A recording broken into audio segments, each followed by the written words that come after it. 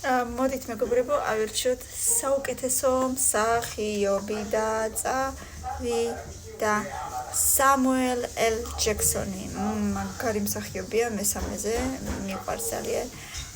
პატრიკ სუეიზიც კარგი იყო. სუსტად არ მახსოვს სერიალის დასახელებას, მაგრამ ძალიან კარგი იყო მეხუთეზე. ედ ჰარისი. სუპერ მაგარი კაცია მეოთხეზე. მარლონ ბრანდო, ამას არ შევესწარი, მაგრამ ძალიან მაგარი მსახიობი და იმ ეპოქის ერთ-ერთი წამყვანი მსახიობი იყო. კი ბატონო, ნუ კაი, მეორეზე მართლა სიმპათიური მამაკაცია ძალიან. ბენ აფლეკი, ისე რა მეშვიდეზე.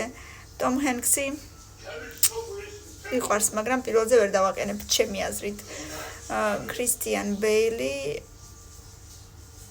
არ ვიცი, არ მახსენდება მერვეზე.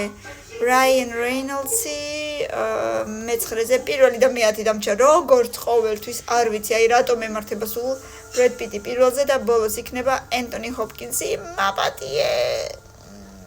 არ ხარ მეათე ადგილისთვის განკუთვნილი, მაგრამ ნუ სხვა გზა არა გაქვს. ბოდიშს გიხდი ენტონი, ბაი, ლაიქები, კომენტარები და გამიზიარე, პაკა.